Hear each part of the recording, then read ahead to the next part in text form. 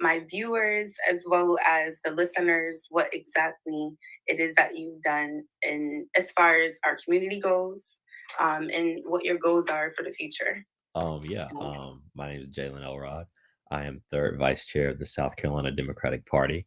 My seat is representative of the youth of the Democratic Party, our young voters, I consider under 30.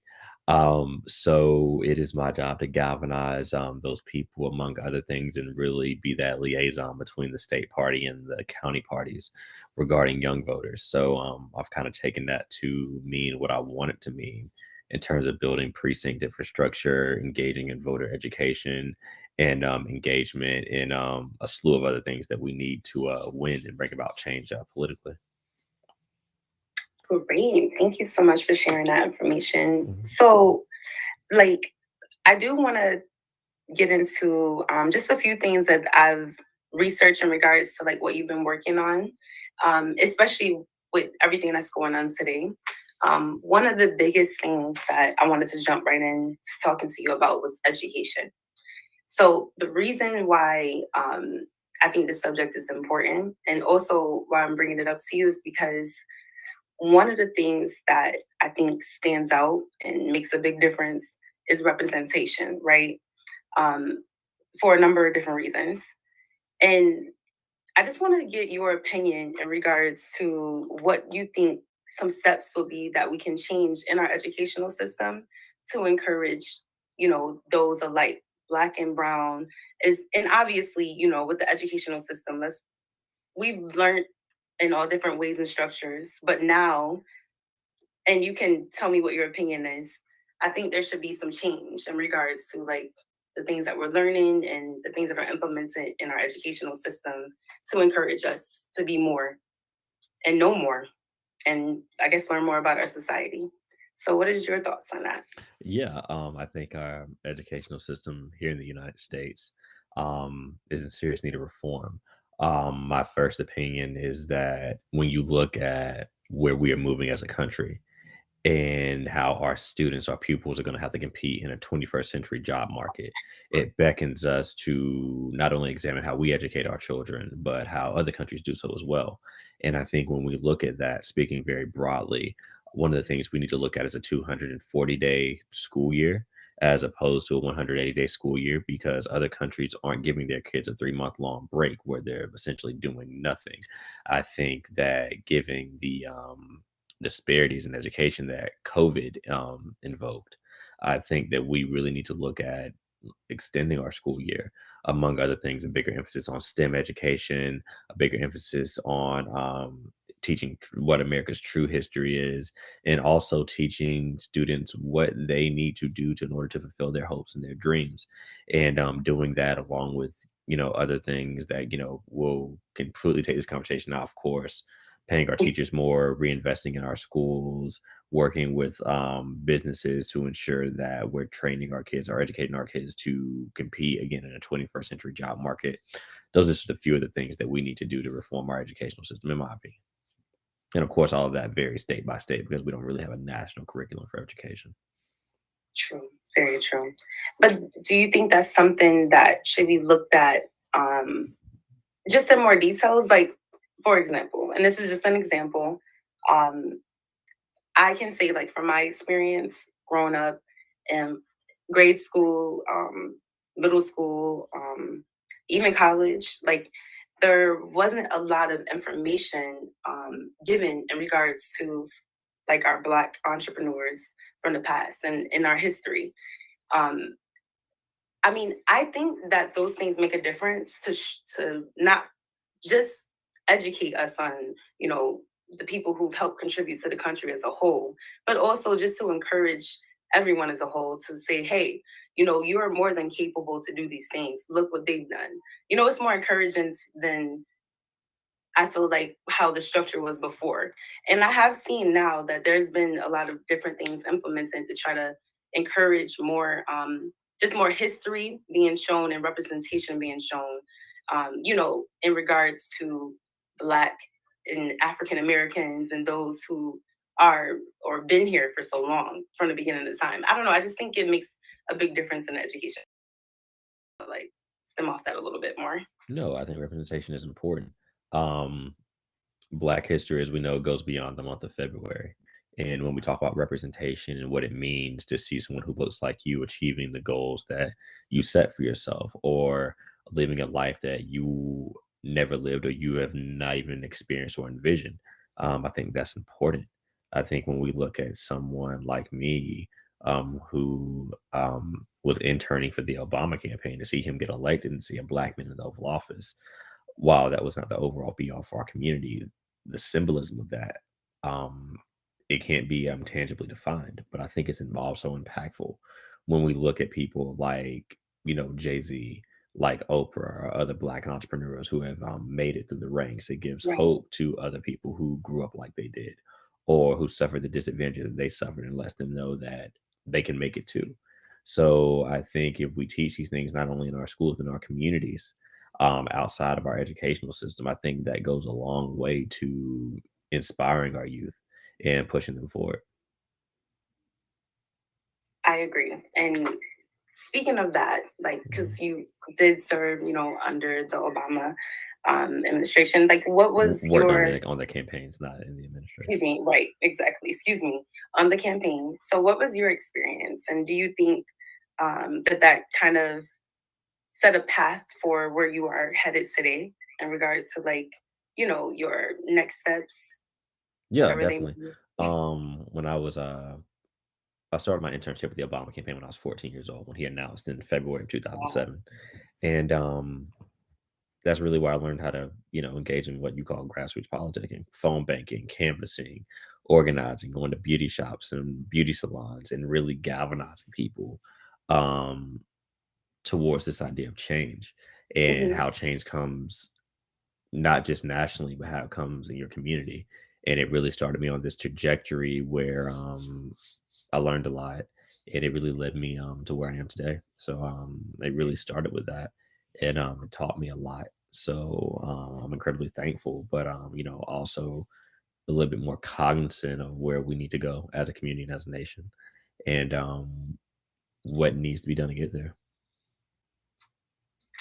Thank you for that. And clearly that's made a big difference. You see, and that's what I love because it's like when you see leadership done by those around you, and when you're feeling that encouragement, it makes a big difference. You know what I mean? And that's why I think it's so important that leaders such as yourself that speak for the community that have worked, and have so much driven and drive behind you, just to be able to see that and for anybody to see that, it's encouraging. So thank you for sharing that information too. So my next question is,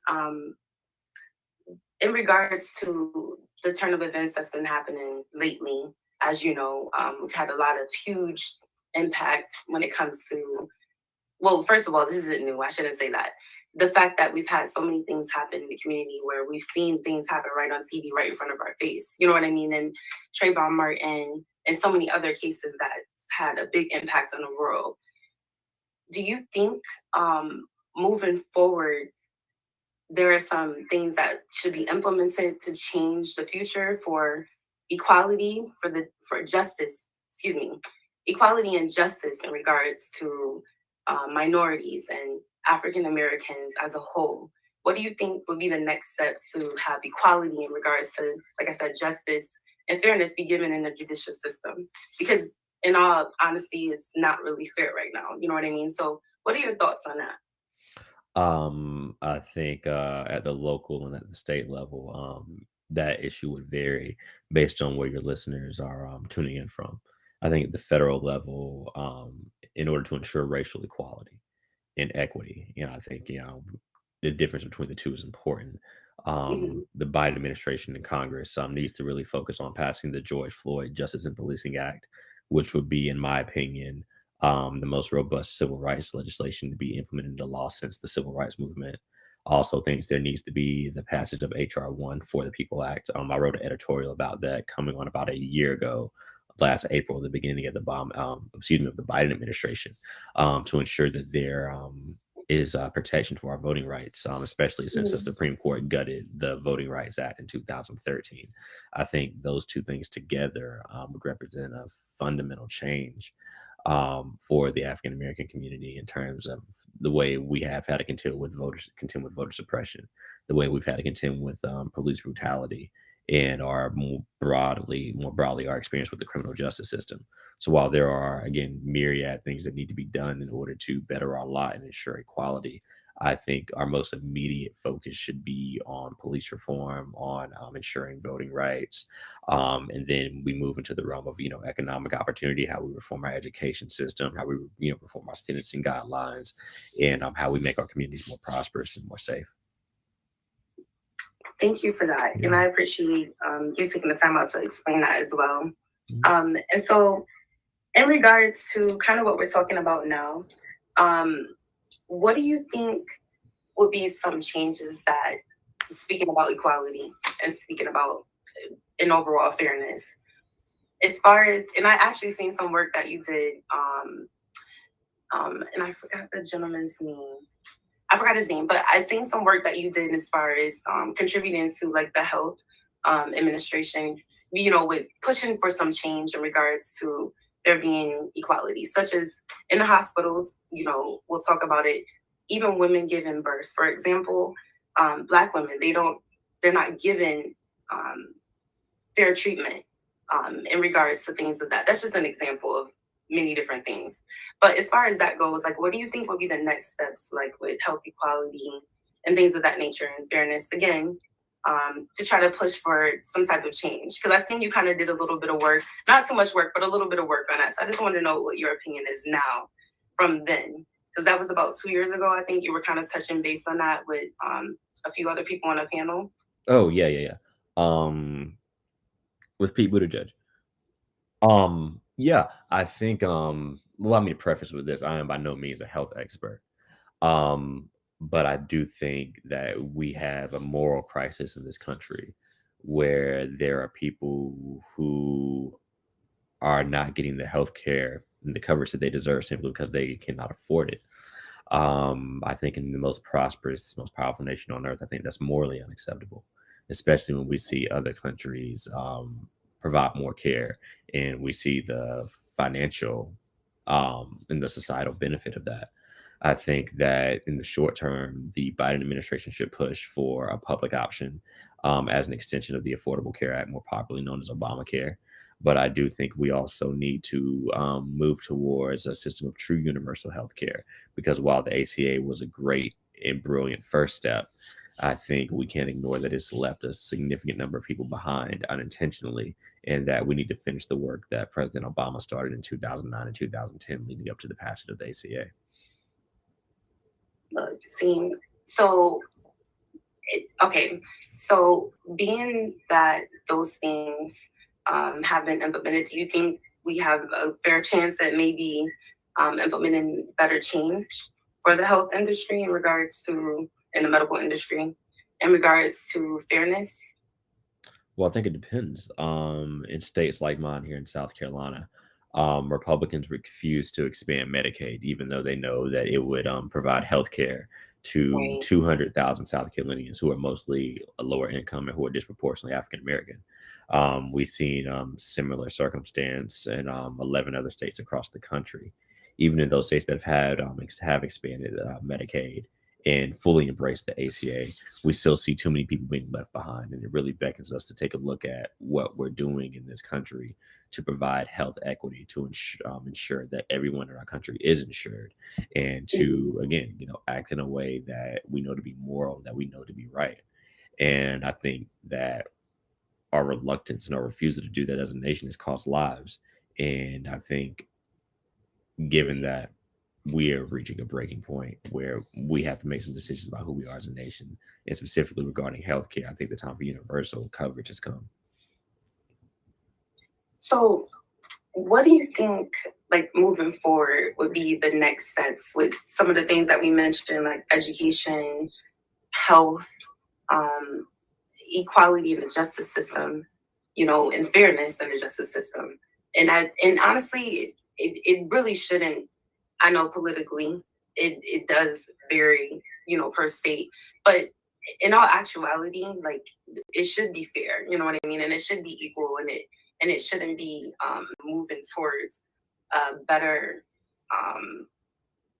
overall a better environment, a better um, bringing a better energy, a better um, just everything as a whole, because all those things matter and they're very important, you know. Yet we're seeing small change, but not a lot of change. Yeah, So, no doubt. I think the optimist in me, the community organizer in me, believes that change starts from the ground up. I think that when we start in our own neighborhoods, in our own communities, in our own towns, when we not only register new voters, but bring in people who have never voted before, when we engage in voter education, and mhm, we let people feel that they have a stake in this country's future, because so many of our communities, they have felt left out, and rightly so, and it's made them cynical of the political process. And again, they're completely justified in thinking that. I think we start building momentum in order to bring about the tangible change. So the mhm, change that could happen here in Greenville can reverberate through South Carolina and reverberate through the Southeast and throughout the nation. The change that could happen, let's say in Brooklyn, can grow to encompass all of New York City and then all of New York State, especially given the fact that New York has a gubernatorial election that is coming up in less than a year. And I mhm, believe Chuck Schumer is up for reelection, as well as all of the New York congressional delegation. So I think that chance to really bring about change and to really call people towards action, it will really would lead us down a path to where we address education reform, police reform, criminal justice reform, where we finally ensure universal health care for all Americans, and how we deal with other societal wrongs and injustices that have plagued us for decades, if not generations. mhm. So I definitely appreciate what you said in regards to um, politically, we need to make some changes, right? And kind of speak up and have a voice, right? Um, but what about, okay, so I know we kind of touched base on this a little bit. It's one of the questions, you know, that I wanted to go over with you too, is gentrification. Now, you covered this subject before. You did a project on it, right? Mhm. I'm just curious to know, like, what is your, where has your project, um, better yet, excuse me, let me think of the best word to say. As of right now, in regards to what you found for gentrification and its impact on the community, and we know as a whole what the history of what the impact has had Right. on our communities. What have you found in your research and your projects, and what are your thoughts in regards to that? Yeah, what's happening in my hometown of Greenville, where my neighborhood and other black communities are being gentrified, is what's happening all over the nation. In Hmm. Washington, D.C., in Baltimore, Atlanta, New York, Chicago, Los Angeles, you name a major American city, Detroit, is communities, black communities that have been divested in for generations, have essentially seen the value of their property plummet. And now you have affluent developers and more affluent white people come in and essentially engage in a land grab that's spiking up property taxes, that is spiking up property value, and that is pushing people out who are disproportionately black, who have lived in these communities for generations, not because they chose to live in those communities, but because due to systemic racism and other factors, they were forced to. And Right. you see in that the erasure of the history and the legacy of these communities, of their legacy of perseverance and struggle in the face of overwhelming odds and injustice that has truly never been righted. And it really, again, beckons us to see and speak out about this wrong and exactly what it is, and how we can seek ways to rectify it, whether that's affordable housing, whether that's inclusionary zoning, how we can again engage in a more equitable process, because there's a difference between gentrification and revitalization. That difference is equity. Mhm. Equity for long-term residents, equity for the disenfranchised and the impoverished. And we've seen a lot of gentrification across the nation. We haven't really seen a lot of revitalization. And I think that's a problem. Mm. I like how you put that. And the thing is to like, well, when I've spoken to people rather, in regards to this, you know, and I've spoken to people in different states as well, and I've seen people lose like their family homes. And it's not even because necessarily that they didn't want their home or they didn't want to keep it in their family, but more so the cost, the cost of the property went up. Or, they things happened to the house, they felt like they couldn't keep up with it anymore. Right. You know, I think one of the biggest things, and I would like your take on this too, is those programs that are helpful to those who do live, in their homes and they've been in their homes for so long, but they just need a little assistance, maybe with the property taxes or maybe with the upkeeping.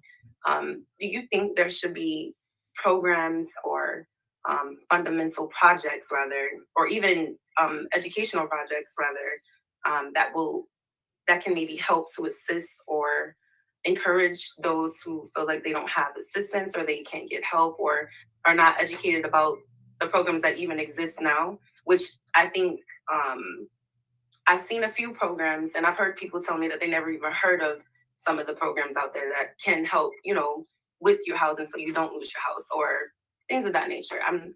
But like these are important things, and I've seen so many people like lose their family homes, like I said, over a house fire or just not able to keep up with everything. Regarding property taxes and other means, that really does vary by your local municipality and by your state. Right. It So does. I couldn't speak to what the ramifications were for these people in somewhere like New York or Los Angeles. I know here in South Carolina, I support a moratorium on property taxes for individuals Mhm. below a certain income.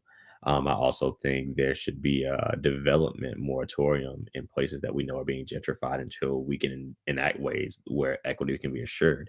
It's something that we're fighting for in my city of Greenville, South Carolina. But things I mentioned, inclusionary zoning, building more affordable housing with affordability being based on where someone is on the federal poverty line Mhm. rather than the median income of an area. These are all things that I think are needed to stop this gentrification and reverse it.